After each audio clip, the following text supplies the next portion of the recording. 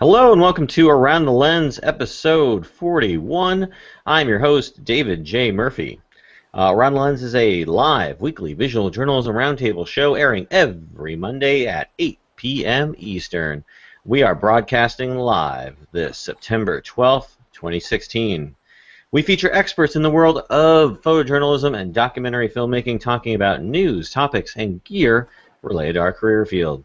If you want to know more about me or the show, head on over to aroundthelens.com. We got a lot of ways for you to connect to us via social media and get to know more about us or our panelists or watch or listen to previous shows. So, Instagram, Facebook, whatever your social media poison of choice is, we have got our hands in it. Our panelists this week are Mark Murrmann and David Goldman. Guys, why don't you go ahead and introduce yourselves to our audience? Hey, I'm Mark Murrmann. I'm a photo editor at Mother Jones Magazine, and I'm also a photographer. I do a lot of street photography and music photography and a little bit of photojournalism, documentary type work when I get the chance. Great. What is Mother Jones Magazine, by the way? What is that all about? Mother Jones is a political magazine, kind of the left, progressive left persuasion. It has a long history of documentary, social documentary photography. And we're based out of San Francisco. Nice. What does the Mother Jones stand for, by the way? Mother Jones was a labor leader in the early 1900s, early 20th century, and the magazine was named after her partially just because. There's not a really good reason for it. That's the best reason. Yeah. Not a good reason. Okay. David. And I'm David Goldman. I'm a documentary and portrait photographer based in Brooklyn, New York, originally from Toronto. And that's about it for me. Okay, great. What brought you over to America? To America. I moved to Los Angeles in '94 just to part of a road trip. And I ended up staying in LA and did some assisting there and then got into shooting music and advertising and celebrity work. It was really a road trip that got me to America and hanging out and, winter didn't seem too appealing to go back to Toronto. So I hung out a little longer and winter turned to summer and summer to winter. And 11 years later, I was still in LA. Oh, wow. Now you're in New York. Mm-hmm. Now I'm in New York. Yeah, get around. How long have you been with us in the good old US of A? Wow. When you ask me questions like that, it makes me see the number, and that freaks me out. But I think it's 22 years, something like that. Oh, wow. Jeez. Yeah, since '94. So you married a nice young American lady. No, I'm not married at all. Are you a citizen? Are you a citizen or just here on working visa still? Or how's that? I don't even know how that works, honestly. I need to ask, are you INS? Guys, he's not buying it. No. All right, we'll move on. I'm a safe green card holder. I'm good. Okay, great. Well, we're glad to have you here. Thank you. Glad to have you in the States.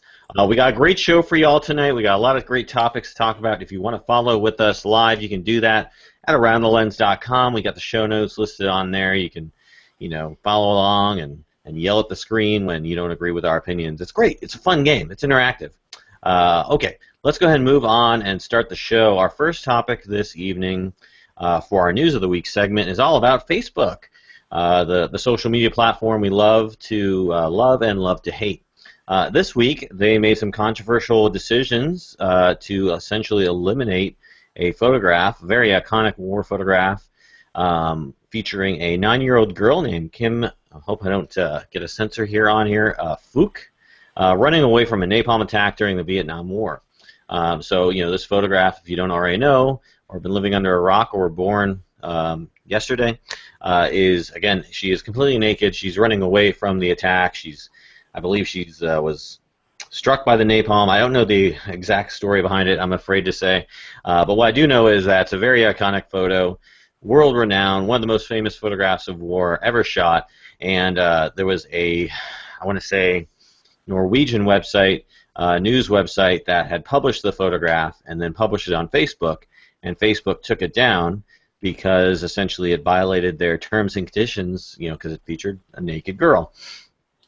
But of course, the whole argument here is that this is an extremely noteworthy photograph, and to eliminate it is pretty much censorship. So what do you guys think of this? Was Facebook in the right? Now Facebook did bring it back, but was Facebook in the right to remove it in the first place? Does the weight and importance of an image outweigh different sort of rules and guidelines regarding those images, and does Facebook have too much power in their ability essentially to control what we see in the news? Go ahead. Well, if I can say that, I definitely don't think, I think the fact that it was removed was an algorithm issue. I don't think there was somebody that's going through each individual photo and saying, oh, this can't go because it's a picture of a naked girl. So I think you have to take the responsibility of Facebook as an umbrella out of the equation. And once it was brought to their attention that this obviously is an iconic image, it was reinstated. So I think it's really easy to get in a kerfuffle about Facebook and having their big hands on everything. But at the end of the day, we've all given them their permission to do everything that they do. And I think that ultimately it's important, not to have I think the line is that they're trying to avoid child pornography and things like that. So with that in mind, I think it's really important that you don't show images like that or have any places to see images like that are easily accessible. So ultimately, I think they did the right thing because I think that image should absolutely be seen. That's what I feel. Okay. Yeah, I think one of the bigger issues that's raised is how much control Facebook has in terms of news. So many news organizations now we just have the Facebook news feeds where when you click on a link, you're not even reading the story in the Washington Post or the New York Times or Mother Jones, you're reading it in Facebook. And so even just the temporary censorship, when you have algorithms doing this sort of thing, that raises some issues, just how much control Facebook has over the news that we see and that we read. I mean, that's kind of, for me, kind of the bigger issue with this. Yeah, I was looking over the article. It said that it uses, human and software moderators to, flag images. So perhaps there were some people who, did not know the importance of the image, or were just looking at it, in sort of what it is, and decide to flag it, and perhaps, just that's how it got through the filters, or perhaps the people who reviewed the flag content didn't know the importance of the image, or just we're trying to appease, perhaps going, oh, flag, flag, flag, or oh yeah, that has nudity, flag, get rid of it. So I don't know. It's interesting, but yeah, it is interesting also to know what Facebook controls with regard to news. I think it really definitely helps shed some light on that. I mean, what if Facebook decides that it wants everything to be happy and rosy and clear, and I don't know. I mean, if you've been following YouTube recently, they've been going through a similar sort of instance of, I would say, censorship through moderation, through monetization, where they have, sort of been enforcing their guidelines with regard to not monetizing videos that have some pretty broad guidelines with regard to what will be, shown, what won't be shown, like controversial topics like war or violence or whatnot. So, what do you think about the kind of control that Facebook can essentially exert over who sees what news? I think that we have to, as a society, take more responsibility for where we choose to get our news. If we are lazy and we don't want to look any deeper than a news feed that is being edited and taking that as the as the gospel or whatever, or that's as far as we want to go, then that's the responsibility we have to take. I think if you want to know anything more than the slightest amount, you got to dig a little bit deeper. And I don't look at Facebook, and maybe because I'm an older generation, but I don't certainly look at Facebook as a news outlet at all. I've never looked at it as a news outlet. And when I see news, like a news feed, quote unquote, on the side, generally the news that it's giving me is entertainment based for the most part. So I don't, if there's a major happening, a terrorist attack or something, then if it becomes trending, then you can find it there, but it's certainly not the news. I think it's a misnomer that they use that terminology that it's news. I find that more problematic, and people potentially looking to it as a source of news. It's irresponsible to accept Facebook as a news source. Unfortunately, apparently, according to this article, 2/3 of Facebook users get their U.S. news or get their news from Facebook. So, I don't know I'm with what you to though. say about that. I'm with you though on the whole getting your news not from Facebook. Like I never used to get news from Facebook. I don't go to get news from Facebook. Yeah, I'll see a post somebody has done, and then I'll see some like related news stories underneath it, I guess. And then I might look at that, or I might not. But I just go to my websites I want to look at. But I think when you have maybe like a younger generation than us who grew up using Facebook, and that's like their their source for everything, I guess. Yeah, especially since using mobile. I mean, it's all mobile, yeah. and that's Sure. what a lot of the Facebook news feed is built for. It's just making it more seamless to get news on your phone from Facebook, and that's not how I get my news, but it is how a lot of people get their news now, for better or for worse, I think. But yeah, I think we should clarify too that obviously this isn't the Facebook News web service. This is leading to sites that produce news. Exactly. In case anybody is confused by that. And also, it's all still, in a way, early days with how they're disseminating information. So for all we know, in a month or could be tomorrow that they start to put more emphasis on news. For all you know, they start to create like a Vice type of side, and they put real, whatever your thoughts are on Vice, but they put harder news, or more able to dig a little deeper, and perhaps you check a check mark so you can see images that you might not normally be able to see. I think the potential for Facebook to go in so many different directions is out there. It's just still growing. I think it's still finding its feet, its tentacles at this stage. I think with the Kim Fook photo, one thing that it raises is, what if that photo weren't an old iconic image, but what if it were an important new image that was just as shocking? If you take that, if that photo were from the Syrian war, or if Eddie Adams' photo from Vietnam, was from current, and Facebook decided it was too violent or too gruesome, and they pulled it, that's kind of, I think, where the red flags start to go up in my head. Yeah, I mean the old sort of newspaper rule that they used for imagery of, I guess, based on taste was the the cereal rule, the breakfast rule, whatever. Right, the sun. Can I eat it? Can I eat my cereal while looking at the newspaper and not like throw up into my newspaper? I guess. But of course, obviously, yeah, the internet opens up the you can get whatever you want, see whatever kind of gruesome stuff you want. It's all out there.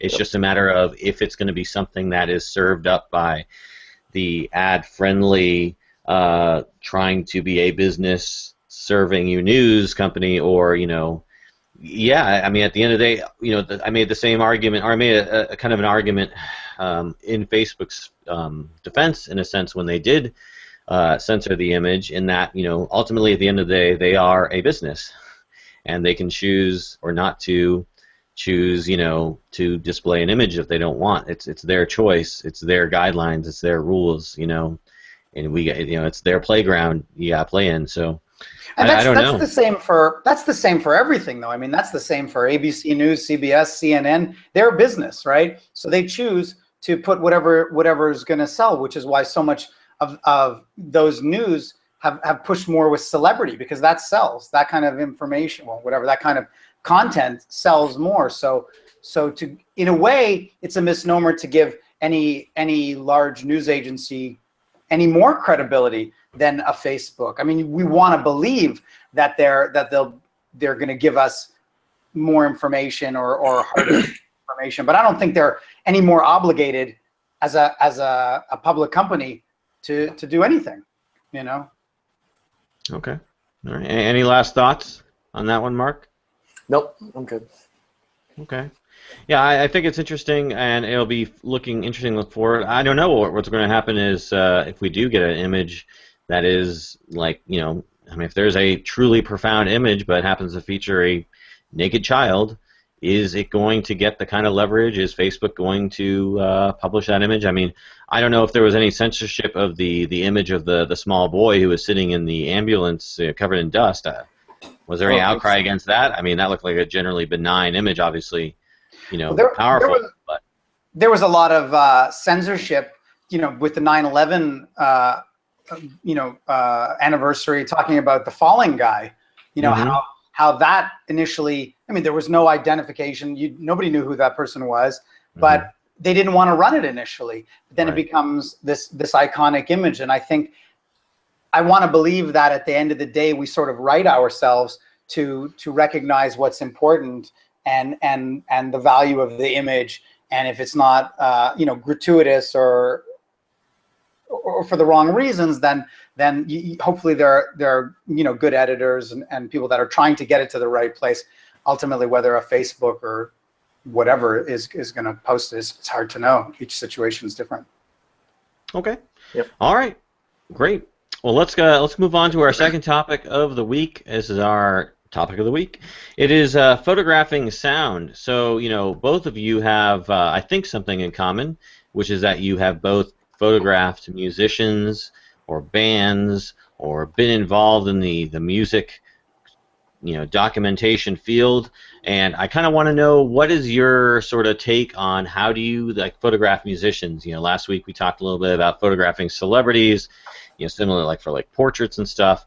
What's it like to photograph a musician? Are they generally good people who are easy to work with? Do they have their sort of egos, like they need their green M&Ms before they can sit down for a portrait session? How is it to shoot a concert? These type of questions. So go ahead, guys, take me into the life of a band photographer. What are some things that you've had to deal with, and what's been your experience like?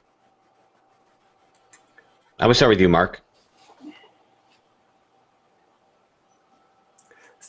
So yeah, so most of the bands that I shoot tend to be smaller bands that don't have a ring of publicists around them and still allow some kind of access. I have a hard time shooting bands, shooting concerts where you have to deal with a lot of security or just a lot of people in the way. I like when I'm shooting bands not live. I really like kind of the Jim Marshall fly on the wall style, where you're just hanging out with them and capturing, what's going on without, having a publicist okay every image. And so a lot of the bands I shoot are, just punk bands playing basements or garages or clubs that are, maybe hold 500 people. And because I like that intimacy, I like the closeness, and I like when I'm shooting bands to try and give somebody looking at the photo the feeling that they're right in front, at the front of the stage, there at the show. Okay. David? Mark, your live shots are awesome. Thank you. They're I love the the intensity of it. The one shot, I don't know if I'm assuming it's a band, it looks like a live shot where somebody's getting punched in the face. Yeah. Yeah, I mean that's like mosh pit rock and roll, man. I mean that's awesome. It's so cool. Me, I actually came from the other side. When I started shooting music, I shot a little bit of live. I didn't do a ton of live, but when I did shoot live stuff, I was kind of with the label in a way. So I had the access that the majority of the photographers didn't have when they were at a show. I was the guy that went up after the 3 songs when 15 photographers got kicked out. I got to hang out, which was really cool. And so I had free reign to shoot wherever, in any position. I could be on the stage in the back, and so it was really a very lucky place to be, simply because I went through the label. And then when I shot packaging and publicity stuff, again, I was either hired by the label or a magazine. So I kind of came in, and it's a weird, because I know exactly what you're talking about, the publicist, and it's a pain in the ass. Sorry, publicists, even though I have some good friends who are publicists, but they can make your life really difficult. Everybody's trying to get to the best place, and the bigger the band, the more that publicist runs interference and can make your life difficult. But I've worked with some great publicists who are super supportive, and have helped me even set up shots that I didn't even see as a possibility. So I don't know, it can work both ways, but I think at the end of the day, like you said, you just want to get that image that makes the viewer feel some kind of connection or that they're there or whatever. And Mark's definitely done a great job of that with the live stuff, that's for sure. Thanks.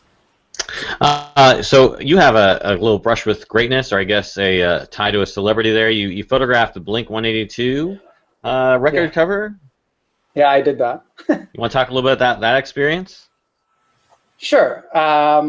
So that happened. I mean, it's a long time ago already, but I was like transitioning from assisting to shooting at that time, and I was taking my work to the art director of MCA at the time while I was working for photographers I had met them, and over a period of time I was testing for my book. I was constantly shooting, and one time I had gone in to see him. I'd shown him some work, and I don't know, like a couple weeks later, he called me and he asked me if I was interested in shooting an album cover for a band called Blink 182, and I didn't know who they were. It's not really the kind of music I'm into, but I heard album cover, and it was my first, album cover. I was like, yeah, for sure, I'll do it. So that was basically it. It was a very kind of innocent start, and the band wanted to use this porn star. I didn't know her from, any porn star will do for me. I didn't care what their name was. Anyway, any pretty face will do. Any pretty face, yeah. Sure. They didn't even need a face. So the band wanted that girl, Janine, and I initially I said no, I don't think so. She seems a little old. She doesn't seem as kind of, I don't know, sexy or whatever. But they insisted, and whatever, we got it and created this pretty elaborate set, which was what I was doing back then. I was doing these big sets and sort of these characters and whatever, and it was great. It was my idea to do the glove. Originally the album was going to be called Turn Your Head and Cough, so to me that made sense that there's a glove. But then at the last minute at the studio, there was all this kerfuffle going on, and then they determined that they were going to change the name to Enema of the State. Whatever, we shot it, and it was cool, and lots of people know it, and it's kind of neat. It's I've been very lucky in that sense. I mean, it's not that I haven't worked hard, but a lot of people work very hard and never get an opportunity to have that. So it was really, really a wonderful experience, and it's nice to know that people know it. And that's the story, pretty much. Mark, have you done different aspects of the band coverage? So like the cover, or any sort of the behind the scenes stuff, or what's your experience? Yeah, I haven't done a cover shoot in the same way that David has, but just by I'm old friends with Alison Mosshart from the Kills and Dead Weather, and so whenever they're in town, I've gotten to shoot, Dead Weather with Jack White and that stuff, and had a single cover with them, which was just hanging out at the Fillmore for a little while, shooting them around in the hallways and on the stairwells, and just very laid back, which is kind of more my style. Just you're hanging out with the band, and that's what it was. We hung out, and they have had their picture taken a lot, and so they know exactly how to position themselves and where to look, and I snap the shutter. It's very easy. So yeah, but most of I've done a few band photos, like more post sort of things with friends' bands, and kind of, again, it tends to be really low key. Just go out and get burgers and take pictures. So you both have had, I would say, sort of intimate behind the scenes access with these bands. What has been sort of the thing that, somebody who may have never done anything like this, or what are kind of some things you got to take in consideration to ensure you're getting the good shots, or ensure you're earning their trust, so to speak? Do you have to be all grungy and act like they do to kind of earn their trust, or you just basically be a fly on the wall and eventually they'll forget about you? I think my job as a photographer is to be able to kind of fit in many situations to make the subject feel somewhat comfortable. I'm not really a punk rock dude. I can't pretend that's my thing. But I understand people. So it's trying to find this sort of connection with whoever is kind of key. Oftentimes it's the lead singer, because that's the person you're getting. I don't know. That's generally the person that needs to come off the best. But if I could make, I mean, you always, bands are so unpredictable, and the more people in the band, the more chance of somebody blinking or somebody looking like a whatever. Often there's always one guy in the band that's like, I always say it's the drummer, but there's always one guy in the band that's just like doing something so like one of these guys is not like the other. You know, he's just not helping. So they probably do it on purpose just to mess up your shoot. Maybe that's their thing, you know. So I always try if I can, and it goes with any photography I do, like I try to be as organized as I can. I try to like scout the location, whatever that location means. Even if it was like a restaurant, I would just want to have a sense of like, could I shoot them here? Could I shoot them there? Knowing that it might not work out, but I personally try to be as prepared as possible, knowing that it's very possible to be completely ill-prepared. And I try to have a couple of ideas in my head, whether it's lighting or setting it up, or I don't know. I think if you're doing behind-the-scenes stuff, hang out with the band, it's really important to, first of all, just be yourself, because if you're trying to be cool, if you're trying to fit in, they'll know it and it'll likely annoy them. I think it's, at the same time, I think it's important to basically stay out of the way, be really aware of the surroundings, don't get in the way, don't make an ass of yourself. You don't have to be a total fly on the wall, I mean, because you need to insert yourself in. Just be aware of what's going on so you're not in the way, and they don't have to make any special accommodations for you, because that's when it'll start to trip things up, is when, you know, the band is, you know, kind of working around you rather than you working around the band.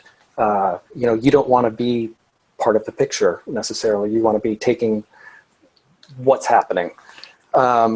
I also think it's good to get on the manager's good side, because the manager or the publicist or both of them can really help things go well for you, or they can get you out of there right away. You know, because a lot of times somebody in the band might want you there, but the manager will think you're a pain in the ass or something. So if you get on the manager's good side, they can help smooth a lot of things for you.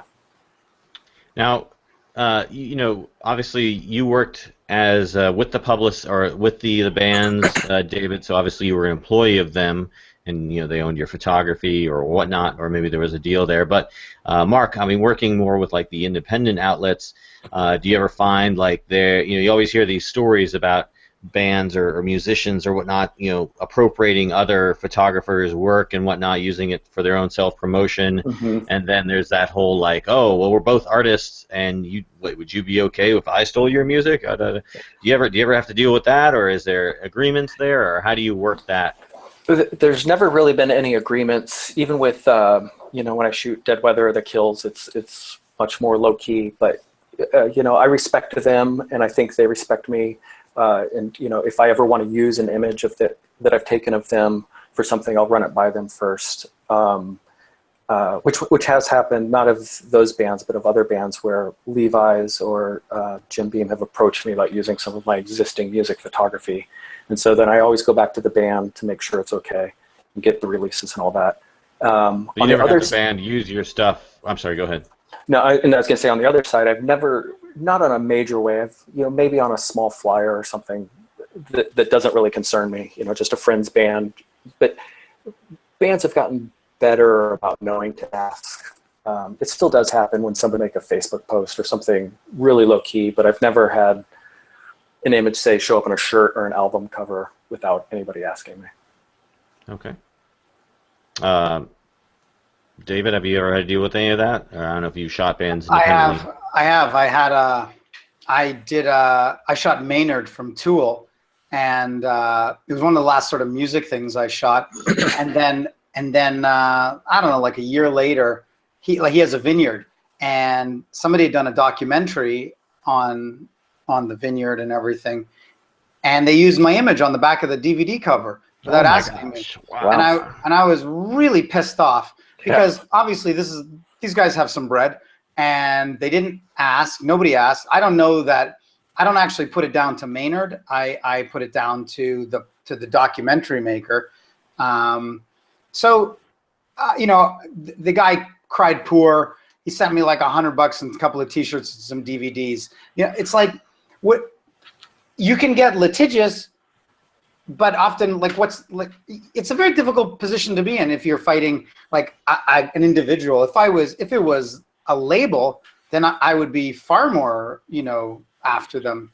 But yeah, it's definitely happened. And I see, in fact, I see the Maynard shot all over the web being used in myriad places, and it pisses me off. But I mean, it's like nickels and dimes, and I can't, I'm more angry when I see it without my photo credit than I am when I just see it, you know, so, cause you know, so like that, but absolutely it's happened to me. So I want to say thank you first for using myriad correctly. In case, so many times I hear a myriad of, and I'm like, oh no. But thank you for using it right. So that's, man, it sucks. I mean, so have you? You said you got money from him, but I mean, any other of the people using your imagery? You know, have you gotten anything of them, or you just haven't? I've had some people remove it. Mostly people say, "Oh, I had no idea." You know, so and so, our web guy did this, and that may be true. You know, that there's not that the web guy shouldn't be responsible for searching it out, but it may not be the individual who's using it that actually did it. Whatever, I don't know, I don't care. But mostly I'll get them to remove it or put a credit or apologize. Certainly some magazines, online magazines, like, I don't know, rock and roll, obviously rock magazines, put it on, and I'll shoot them an email, and they apologize right away, and they put a link up, so that's cool. But the problem is that is kind of the birth of that image, because wherever they're finding it, if they're not seeing a photo credit, they're just grabbing it. So in a way, they are kind of innocent, but you know, maybe it was my fault in the beginning for not being more aware of putting photo credits on. And anyway, whatever, it's a lesson. And I don't think anybody's getting rich using it. I don't think I'd get rich by suing anybody. It's just a bit of a pain. Yeah, no, I hear you. I had a friend of mine who worked for the Association of Media Photographers, that's ASMP, and he would actually, you know, he would have the people who hired him and, you know, who he invoiced, and then he would have all the people who he invoiced who didn't hire him, and he was actually making a pretty good amount of income invoicing people who used his imagery without his permission. So, you know, but like you get the same issue. You get some, you know, kid who's, you know, writing a blog and he just stumbles upon your images and doesn't understand copyright and uses it, and, you know, you try and get like $25 from him or something like that for using the picture, and they can't even afford that. So it's like you said, might as well get credit at the very minimum. Right. But yeah, obviously, if you know, if that documentary was run by HBO Films or something, then you'd have obviously an entity you could go after. But you know, also if you had HBO doing it, they would be responsible enough to track down and make sure that there was credit given for everything used. That's their job, really. But whatever. Anyway, life. So let me ask this, guys. So, I mean, obviously we have our kits and stuff. What are some things or things in your kit, or how you should arrange your camera gear that you might not think of, you know, having not shot a band, that you would, you know, want to make sure you have, or have your gear, do you have a gear set up in a specific way? Do you use specific type of lenses or specific techniques, or is there something out of the norm that you would think about when setting up your gear for either like a concert shoot or a band shoot? When I'm shooting concerts, it kind of depends on the venue. If I'm shooting at a small punk club, then I usually just go in with I have a really beat up 24 millimeter lens, 24 millimeter prime lens, and I'll use that often. Sometimes with direct flash, and that's kind of it. I keep it simple. If I'm at a larger club, then I'll definitely have like a longer lens, possibly a zoom. And if I'm shooting backstage or behind the scenes, I typically will just have a 35 millimeter lens. I shoot film a lot, so I'll have I have a Leica, so I use that, and then sometimes also a digital camera. But it's keeping it simple is really important. David? Yeah, well, I mean, like I haven't shot live in a really, really long time, but I would. My big concern was always the amount of light, the available light at the venues, because I found so often they were so dark, and it would often, you'd be pushing film really hard, or you'd be whatever pushing your ISO, and that was always. I have very like clean style. I hate noise. I hate all of that kind of stuff and grain. So I would get a little nutted up. So I would try to use the fastest lenses I could and try to find the best light that I could. That was simply. I would often just position myself where the light would be the best to get the shot. Whether I use generally I have a 24-105 that I would use, and occasionally I'd throw on a 70-200 for those kinds of things. And if I was backstage. No, I don't even think I had a flash. I didn't even own a flash until this year for my camera. Oh my gosh! Wow. What about some crazy stories? Any crazy stories with the band? You know, like crazy parties. You know, everybody's doing snorting crack in the dressing room, or party bus, or the tour bus, or and anything you can talk about. Anything Go to my grave. Go to my grave, Dave. Oh. I take it with me. I've been on tour with a few bands, and definitely had some late night parties and some miserable times. There's a tour, my own band that I went on tour with and shot pictures of being younger dudes in a van. We bought a lot of fireworks, and a lot of the fireworks got shot off inside the van while we were driving. Nice. Blew up hot dogs in the van, which is pretty gnarly. So on tour, and I have a picture of this, of we were hanging out at the hotel about 4 a.m, and some guy that was just hanging out with us was like, punch me, and then I'll punch you. We'll see who can punch each other the hardest. And he punched the drummer kind of weakly, and the drummer just clocked him. It sounded like a watermelon. It was just, it was pretty gross. But I was really excited that I got a picture of it, just the perfect contact point. Nice. That's the picture on your website, right? That is that All right. picture. It's awesome. Well, head his website, head Mark's website. It'll be in the show notes, and you can see the picture in question. All right, guys, let's move on to our final topic of the week, gear of the week. This week we're talking about the iPhone 7. You wonder yourself, why is there so much phone talk on a visual journalism podcast? I'll tell you why. If Apple had not made this change, I probably wouldn't have cared. But in their latest iPhone 7, they removed the headphone jack. All right, let's talk about headphone jacks. No, I'm just kidding. The big innovation that we had with the new iPhone 7, which was eclipsed by obviously all the headphone talk, was the dual camera system. So now we have a phone, which it's not the first phone to do this. There was another one. I don't remember the brand. Maybe Motorola or something, one of those other companies that has 2 lenses. But of course, iPhone being Apple and Apple being the trendsetter, this is like a big deal. So let's talk a little bit about like dual lenses in cell phones. I think it's interesting. I think it's innovative. I'm excited about what this means kind of for the future of cell phone photography or just photography in general. What do you guys think of this? Are you iPhone users? Is this a phone you think you're going to upgrade to, or you just not even care because you're Android or perhaps even Windows Phone? What do you guys think of this new phone, and do you think that this is going to change anything with regard to phone photography? Well, I personally am an Android user. I'm not real happy with the camera on my phone. I think the camera on the iPhone, this one and the previous ones have kind of changed the game of photography in general. Just get up to a lot more people, and just even the way a lot of professional photographers are using it.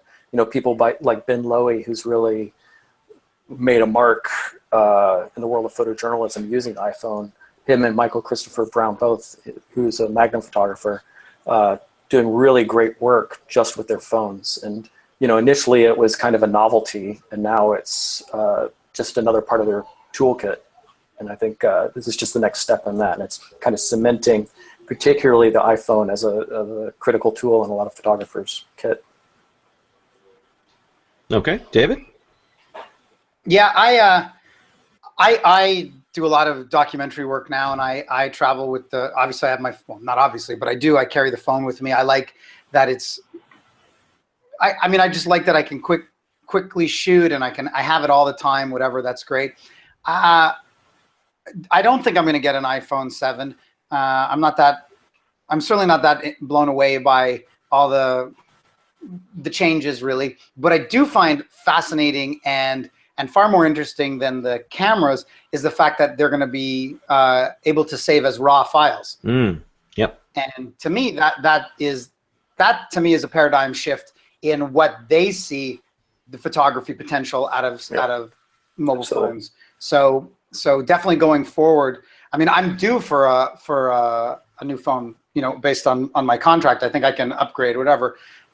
So when maybe I'll have a poke around. But I'm far more interested in what that means for developing files later. And I know that I've been reading about that sort of focus thing that they have, being able to sort of select your focus. Not that I've ever had a problem with focus, as far as anybody knows. But I think let's see your raws. Come on, let's see your raw take. Come on. Yeah, no, I can't. I got to go taxi. But yeah, so I think that's pretty interesting, raw, and where the phone is going in the future. And also, that dual lens, I believe, is only with the Plus camera, and that thing is just simply way too big for me. I prefer the Apple 5 size, the iPhone 5. So. Oh, so you like the 5 SE? Yeah, but I don't believe that. It doesn't sound like they've made the 7 guts into the SE size on this one. It seems like, from what I read. So I don't know if they gave that one try and now just let it go. I don't know. I mean, we'll see. That they just came out with the SE this year, so I think they have to wait a year before they get iterate on that. But it's more popular because obviously it's less expensive.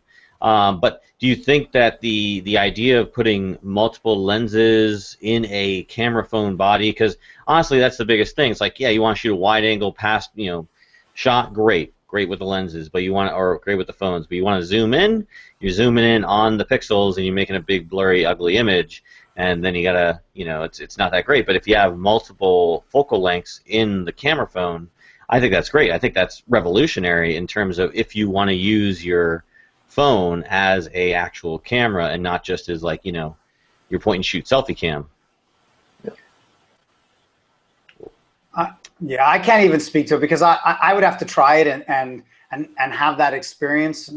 As it is, I carry a Fuji X100T camera with me, and I don't have a problem walking in 5 feet or 10 feet. Mind you, obviously there's situations where you can't get closer, and maybe it'd be great to have that. I don't know, maybe like it's just all of these things are just tools, right? So as professionals, I don't get too excited about a cell phone with a better camera on it, because at the end of the day, it's nowhere near as good as the camera that I'm carrying around as a professional. It's a fill in the blanks kind of camera, but it'll at this stage, I can't say that it would ever be a main camera, but certainly it could go in that direction. I don't know. Yeah, I think it's definitely stepping in that direction. It's like a big step towards making the phone the camera that you have on you, and for professionals, non-professionals. But again, like David, I carry, I still shoot black and white film every day, so I'm 20 years behind everyone. Film? What is film you speak of? Yeah, no, I mean, I only bring it up because I thought, it's interesting, and my hypothesis is, Apple has always had a sort of emphasis on photography, in the cell phone. They've always put their sort of research and development. I think I read somewhere that they had a staff of 500 people dedicated just to the camera in the phones. So I'm intrigued by this. I'm intrigued by this change because as it is on the surface, it's not that big a deal. You're just getting XX, 2x zoom. So I mean, you're not going to be doing sports, or you're not going to be shooting across the street with it. But I'm intrigued to see where this goes, and could we see Apple maybe down the line producing like a dedicated camera system? Who knows? I mean, we're definitely not seeing a lot of innovation from the stalwarts Nikon and Canon.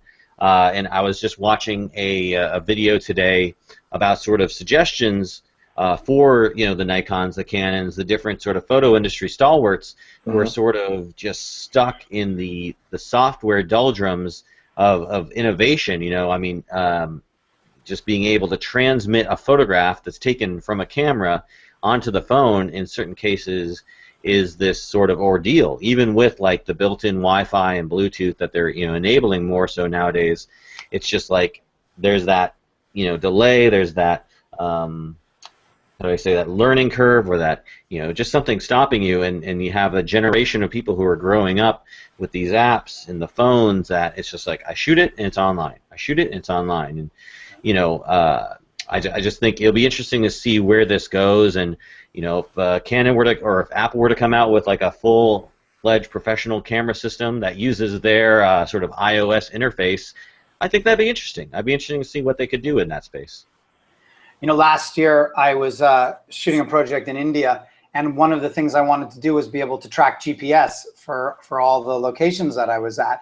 And I have a 5D Mark III, and I was really kind of stupefied to realize, well, I mean, I knew it, but I was like, why is there no GPS in this camera? I got it in my iPhone. I got it in my, I seem to have it everywhere else. And I had to buy it was almost a $400 unit that goes onto the flash, on the hot shoe to be able to track GPS. Now the Mark IV has it, which is great, but yeah, you talk about this technology that is clearly there, and they're choosing to not put it in for reasons that are not clear to me.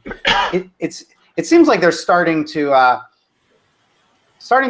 push a little bit further with the Mark IV and the focusing and the touch background, the touch screens in the back. But yeah, like really slow boat to China getting there. Yeah, on that, I think it's interesting that Canon just announced their first mirrorless system camera, which is great, I guess, but it's 5, 6, 7 years later than everybody else at this point.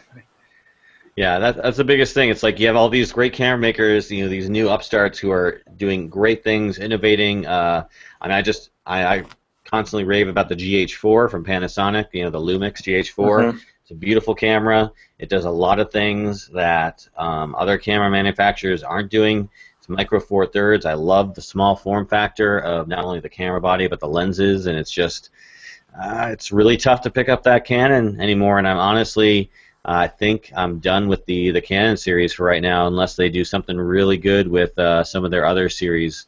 I mean, I love the 5D. I got the 5D Mark II, but I don't know. It's very easy to get caught in an arms race of photo gear, and photographers are kind of, all the guys I know are kind of like, they're techie. They'd be into, whether maybe they're into cars, their motorcycles, or computers, but they love all this kind of stuff. So I always try to, I talk about this with friends. I'm like, oh yeah, did you see that new camera? Blah, blah, it has X, Y, and Z.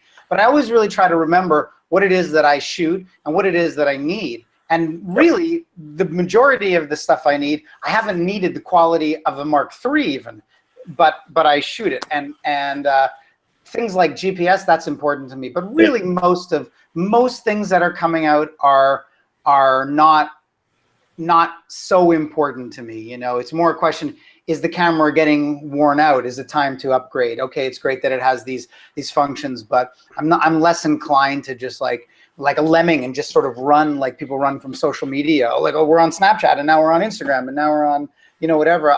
My 5D Mark III is a kick-ass camera. There's no question about it, and it would be good for another 10 years really, because the quality of the image is at the end of the day what I'm trying to get across. So yeah, it's nice to have a car with power windows and air conditioning and a sunroof, but it still will get you where you need to go. And so these are all tools, and it's really easy to forget that and get caught in the race. The one advance that's especially shooting shows that I've liked a lot is how they've all been chasing the high ISOs and getting better images at high ISOs. That's huge. I mean, getting to shoot images at that high, especially in like punk clubs with no lights, it's awesome. So what are you guys shooting with? I know Canon for David. What about you, Mark? Digital, I have a Nikon D750. I shoot with Xpan film camera, a Leica M6, and I actually just got my Nikon F5 repaired because I still like shooting shows with it. Nice. Any Holgas? No Any Holgas. medium format? No, I don't have. I've tried medium format, but I just haven't gotten into it. A friend of mine and friend of the panelists on the show, C.S. Muncie, is an avid film shooter. But I don't know. When I got my first digital camera back in, I don't know, I think it was 2001, never looked back. I still got all my old film cameras, but they collect dust, unfortunately. Yeah. You know, I really like the rangefinder format, and I can't afford a digital Leica. And the Fujis are nice, but I really don't. The one thing that's keeping me from switching to Fuji for that is the ISO or the exposure compensation dial is really big on the back, and I always bump it whenever I'm using it. Which is a big problem.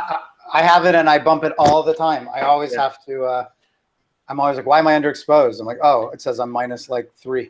Yeah, I talked to a rep about it, and he's like, well, maybe, you know, watch where your thumb is. And I was like, oh my God, kind of the wrong solution. It's not us; it's the users that are the problem. Yeah. So, David, you're a Canon user, right? Yeah, I'm for now. Well, you know, we were talking about the 5D Mark IV. Do you think you'll upgrade? I would buy it, I think, because right now I only have the Mark III and the Fuji.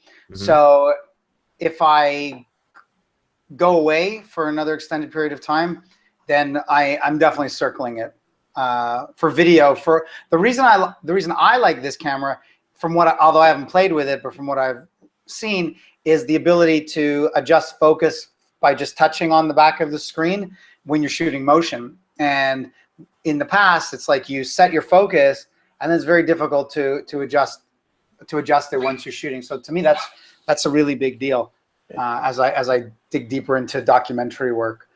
But yeah, so I like it. Yeah, I'm really big into video as well, and I was considering obviously the 4 because of the 4K capability. But when I heard of the crops, you know, the crop magnification for the 4K, I couldn't do it. I can't do it. It's in that, and the file sizes are incredibly big, 5 times larger than what you get out of like a Panasonic or a Sony camera for shooting 4K. So those are some of the things that I was considering. You say you've been shooting film, or I'm sorry, video. What's been your experience there, and how has been the transition from photo to video? Well, I just want to say one thing. Like, I don't have anything that will play 4K. Like, I don't have a 4K TV. I don't have a 4K anything. So this idea that like 4K is going to be, you know, I can't output it. I don't even see that as a problem for me, because I don't have any way to view it.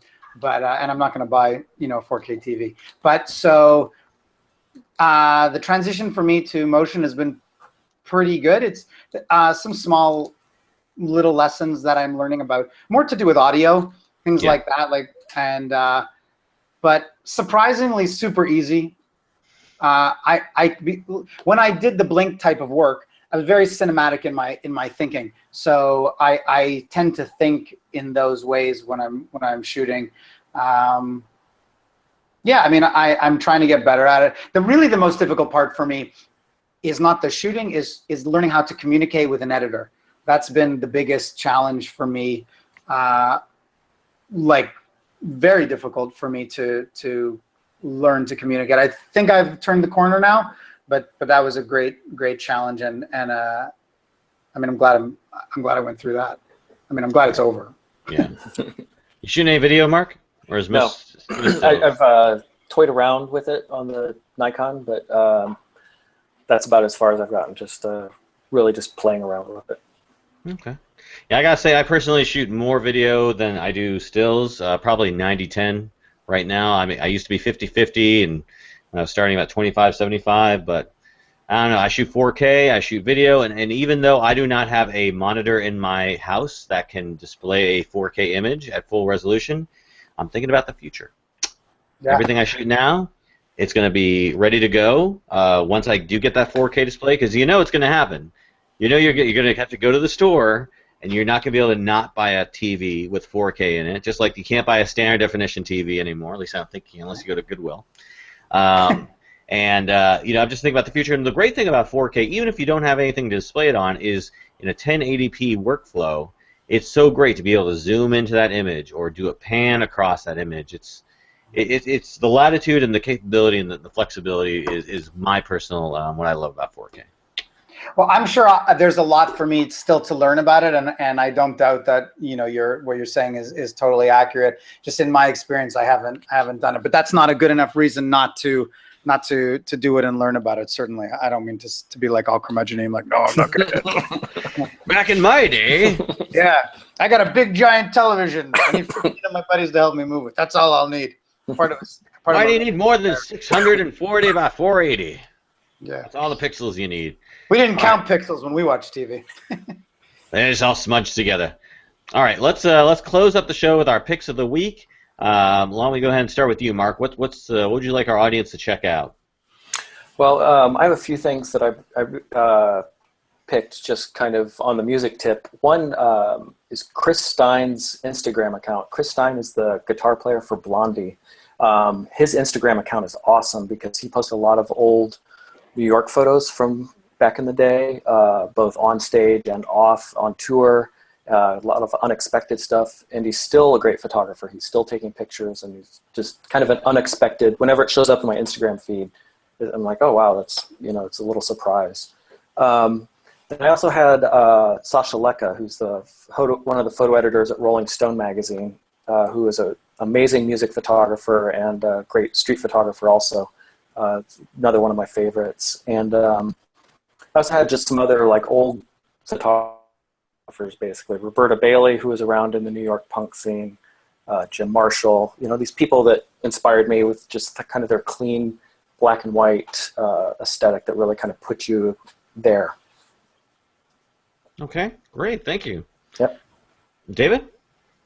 I just have one guy that I really only stumbled upon this morning. I have to look at his name because it's his handle is a little wonky, but it's Maxim Vahavisky.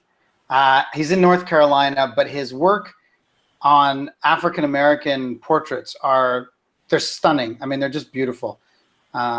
His handle is Maximushka, Maximushka, and they're really his palette is beautiful. Like I'm jealous. There, I said it. So yeah, that's it. And I can't tell you the other stuff I look at. No problem. Yeah, check out those links in the show notes. My pick this week is going to be an update to the story we talked about a few weeks ago. It's the Getty Images story you may have heard about. Getty stole the imagery of a photographer, Carol Highsmith, and basically tried to monetize it, basically place it on their web service. And the sort of insult to injury thing is that essentially they sent Carol a payment notification that she had to pay to use her own image. So it's just funny here that they're trying to get this case thrown out because they say, oh, the imagery is in the public domain, blah blah blah. But the thing is, the imagery isn't public domain; it's just free to use. The copyright holder, Carol, still owns the copyright to the image. She's just made it free for everybody to use. So their argument doesn't really hold water here, and they're just kind of reaching for straws. So it'll be interesting to see what happens here. I'm really hoping that it's not just going to be settled out of court, and that Getty doesn't get a slap on the hand, because I think this has to be something that sets a precedent and makes a case that will I think make big dividends for all photographers out there trying to do their thing and support themselves. So it'll be interesting to see how this all turns out. I don't think it's going to get thrown out, but we'll see. Check that out on Petapixel. All right, well, that's been our show. That's been our picks. Before we close the show, though, I have a little special bonus topic. I didn't mention anybody, but I want to ask you, since we're so close to September 11th, and we happen to have a New Yorker here, or at least someone who lives in New York currently, can you guys recount for me, if you feel like it, if you're comfortable talking about it, where you were, or kind of what's your 9/11 story? Well, I was living in LA at the time, and I had a neighbor whose daughter lived in New York. I had a lot of friends in New York, but I was living in LA. And I guess around 7 something in the morning, she just came wailing on the door, yelling like, they're bombing New York, they're bombing New York. And we were just like, what the fuck is she talking about? She was kind of like a wacky neighbor anyway, and like the crazy cat lady. And anyway, let her in, turned on the TV, and was glued, just glued to the TV, and trying to get in touch with friends. And if you remember, I mean, phones weren't working, and it was just impossible to get in touch with anybody. Internet hadn't, there was no Facebook, there was nothing like that. And then I came 2 months later, and I was walking around New York, and I was just, there were so many photos of basically like headshots of people who were looking for loved ones. And it was, that to me was the most upsetting thing to see and hear on the news when people were kind of like asking, had they seen their loved one, whatever. So it was, it's very real in New York. Some things sort of fade into the past, or, like when I lived in LA, there was a certain earthquake that is very real. You kind of don't joke about it. And here, obviously, it's just very real, and it's just right below the surface for so many people in this city. Yeah, I was living in San Francisco at the time, and I was listening to NPR and heard them break in and mention it, and kind of didn't believe it, so I turned on the TV, and there was the footage of, it was right after the first tower got hit, and I saw on live TV the second plane hit the second tower, and I saw and it was pretty crazy. The thing I remember most was living in San Francisco. All of the National Guard and Army in the BART station and the subways and on the bridges and stuff, and that was really crazy to see. Because they didn't know what was coming next, so it was just like military everywhere around the city. Yeah, I was walking back from work, or I was walking to work, I should say. And on my walk to work, this guy yells at me through the open window of his car on the passenger side. He says, "They just flew a plane into the World Trade Center. They just flew a plane into the World Trade Center. We going to war?" And he drove by and kept on driving on. I'm like, okay, I just thought it was nutso. So I get to my office, and the TVs weren't on. Nobody had the radio. There was no like outside media entity saying anything. So I was the only person who like had any idea that something had happened. So I just came in there and I said, "Hey, I heard they flew a plane into a building." And so they turned on the TV, and this was right before the second plane hit the tower. So they were watching about the smoking building, and people were talking about what could this be? Could this be an accident? They didn't know at the time. Yeah. And so then I'm at the front desk, I'm answering phones and stuff like that, and then from behind me I hear them yelling like because the second plane had flown into the building, and I was like, what happened? Oh man, oh geez. So and then just the rest of the day was just people calling up and asking if their loved one was okay. Because we were in Virginia, so obviously the Pentagon was hit, so some people were worried about some of the people there. So it was crazy couple days, crazy couple weeks, and Hasn't ended. No, it's probably not going to end for a lot longer. No. But anyways, that was our little bonus topic. Let's close out the show with how people can get to know more about you all. David, why don't you go first? Tell people how they can find out more about you or connect with you or learn to see your work. Sure. Well, my website is simply davidgoldmanphoto.com, and my Instagram handle is @thedavidgoldmanphoto. So check it out. All right, Mark. And my website is just markmurrmann.com. My Instagram handle is @Ichabod, ICKIBOD, and for my work, motherjones.com. Great. If you can find me at djmphoto.com, that's my personal website. But of course, I always direct everyone to aroundthelens.com for everything show related. We're doing some cool things over there. I'm working on some stuff not yet ready to release, but I got some stuff we're going to try and do where we're going to make like a subject database type thing where you can just jump to a specific subject you want to hear people talking about. That's in the works, so we got all kinds of fun and exciting stuff, and hopefully we'll have you back next week, Zach. We're looking out for you. Come on out. All right. So again, guys, I want to thank you so much for being on the show. I really appreciate your time. For David Goldman and Mark Murrmann, this is David J. Murphy for Around the Lens episode 41, and we're out.